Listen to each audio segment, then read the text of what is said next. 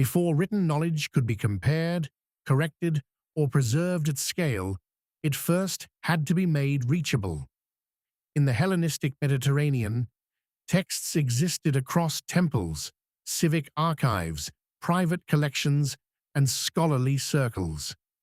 A work could remain known in one city and inaccessible in another. A copy could preserve an earlier reading, while another introduced errors through transmission. Without coordinated acquisition, storage, and retrieval, the record stayed dispersed and vulnerable. This is before logic, a history of rules before they were written. In the 3rd century BCE, the Ptolemaic dynasty established a repository in Alexandria.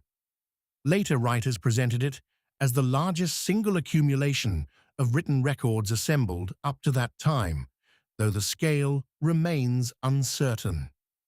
The undertaking addressed a practical problem of knowledge organization. Texts from Greek cities, along with writings connected with Egyptian, Babylonian, and other traditions, were not held within a common institutional structure.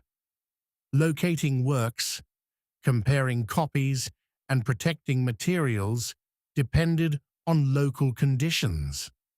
The political consolidation that followed Alexander placed Greek administrative practices in contact with older record-keeping in Egypt and neighboring regions. Greek learning existed in multiple local traditions. Poetry, history, medicine, mathematics, and philosophy circulated through copies whose quality varied. The Ptolemaic court attached a library to the Mouseion, which provided facilities for scholars engaged in study, editing, and composition. Collection, therefore, became an institutional routine, supported by royal authority. Acquisition combined purchase with more direct procedures.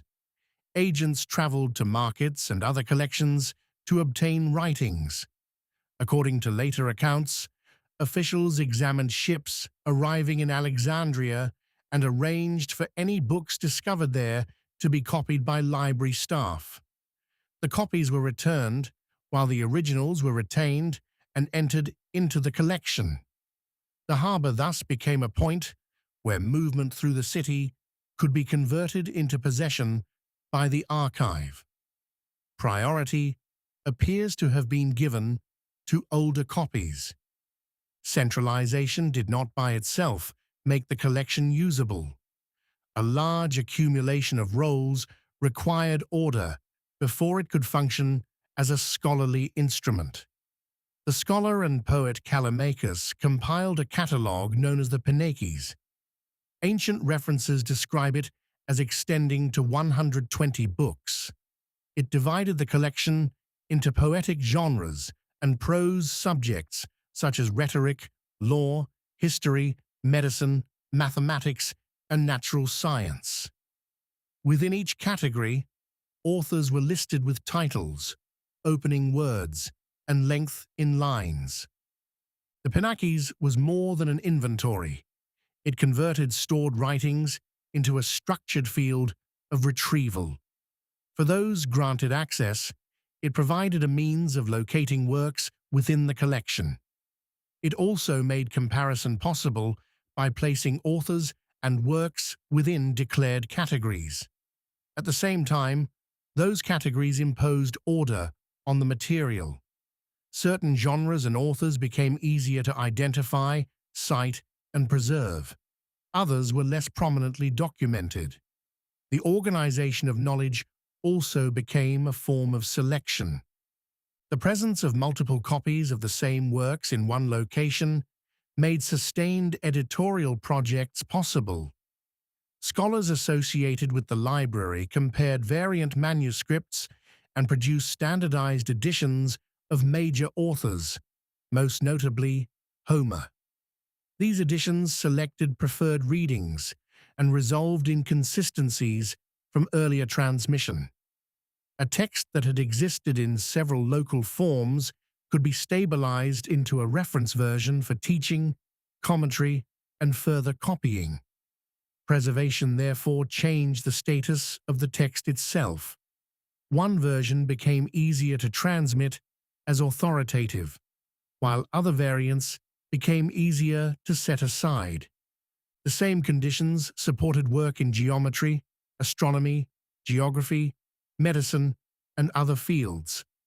Compilation and cross-reference became more practical because relevant materials were held in proximity.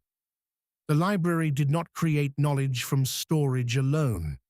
It created conditions under which earlier writings could be assembled, checked, classified, and reused.